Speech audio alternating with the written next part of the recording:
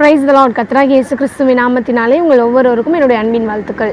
இந்த நாளிலும் இன்றைய தியானத்திற்கு மத்தேயு 11வது அதிகாரம் 28வது வசனம். வருத்தப்பட்டு பாரம் சுமக்கிறவர்களே, நீங்கள் எல்லாரும் என்னிடத்தில் வாருங்கள், நான் உங்களுக்கு இளைப்பாறுதல் தருவேன். எனக்கு அருமையானவர்களே, கர்த்தர் இன்றைக்கு உங்களுக்கு இளைப்பாறுதல் தர விரும்புகிறார். உங்களுடைய எல்லா சோர்வுகளை, உங்களுடைய எல்லா பாரங்களை நீக்கி தேவன் உங்களுக்கு இளைப்பாறுதலை தருவார். எதனால வருத்தம் வருது அப்படின்னு சொல்லி பார்த்தோம் அப்படின்னா, வசனம் அழகா சொல்லுது, நிறைவானவர் வரும்போது எல்லா குறைகளும் ஒளிந்து போகும்னு வசனம் சொல்லுது. இன்னைக்கு நம்ம குறைகளை பார்க்க நமக்குள்ள வருத்தங்கள் அதிகரித்து கொண்டே இருக்குது. ஊழியத்தின் பாதையில் இருக்கும் பொழுது, ஊழியத்தில் ஒரு குறைகள் ஏற்படும் பொழுது அதை கண்டு நம்மளுக்கு வருத்தம் ஏற்படுது. ஊழியத்தின் குறைகளை நம்ம பார்க்காம நிறைவானவரை பார்க்கும் பொழுது அந்த குறைகள் நமக்கு பெருசா தெரியாது. நம்மளுக்கு அதற்கான வருத்தம் நம்மளுடைய வாழ்க்கையில ஊழியத்தின் பாதையில வராது. இன்றைக்கு ஊழியத்தை நம்ம விருப்பத்தோடு செய்யும் பொழுது, குறைகளை பார்க்காம நிறைகளை பார்த்து ஊழியத்தை விருப்பத்தோடு செய்யும் பொழுது நம்மளுடைய பாரம் மாறும். தேவன் இருதயத்தில் உள்ள பாரம் நம்மள நிரப்பும். இதுதான் தேவன் விரும்புகிற ஒரு காரியமா இருக்குது. இன்றைக்கு நீங்க வருத்தத்தோடு இருக்கீங்களா, தேவன் உங்களுடைய எல்லா வருத்தங்களையும் மாற்றுவாரு.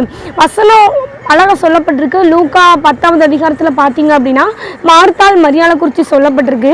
இயேசு கிறிஸ்து மார்த்தாளுடைய வீட்டுக்கு போறாங்க.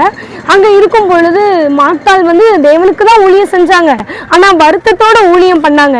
ஏசப்பா கிட்ட போய் கேட்குறாங்க, எனக்கு கவலை இல்லையா, நான் ஒத்தையில வேலை பார்க்குறேன்ல, அவளை கொஞ்சம் அனுப்பலாம்ல அப்படின்னு சொல்லிட்டு ஏசப்பா கிட்ட போய் மார்த்தாள் கேட்குறாங்க. அப்போ ஏசு அழகா பதில் சொல்றாரு, மார்த்தாளே, நீ அநேக காரியத்தை குறித்து கவலைப்படுற, ஆனா தேவையானது ஒன்று, மரியாள் தன்னை விட்டு எடுபடாத நல்ல பங்கை தெரிந்து கொண்டாள் அப்படின்னு சொல்லிட்டு மார்த்தாள் கிட்ட இயேசு கிறிஸ்து சொல்றதை நம்ம பார்க்கிறோம். அப்போ தேவையானது ஒன்று மட்டும்தான், தேவனுடைய சமூகம் மட்டும்தான்.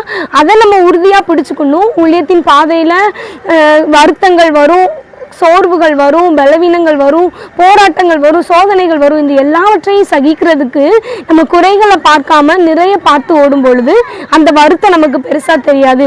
தேவன் நம்மை அதிசயமாய் நடத்துவார். இன்றைக்கு இதை பார்த்து கொண்டிருக்கிற அருமையான கர்த்தருடைய பிள்ளைகளே, உங்களோட வாழ்க்கையில வருத்தத்தோட இருக்கிறீங்களா, சோதனைகள் மத்தியில இருக்கிறீங்களா, எதுக்கும் கவலைப்படாம தேவனை நோக்கி பாருங்க.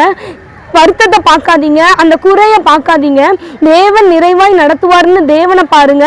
தேவன் உங்களுடைய எல்லா பாரங்கள், எல்லா வருத்தங்களை நீக்கி உங்களுக்கு இளைப்பாறுதலை தருவார். God bless you.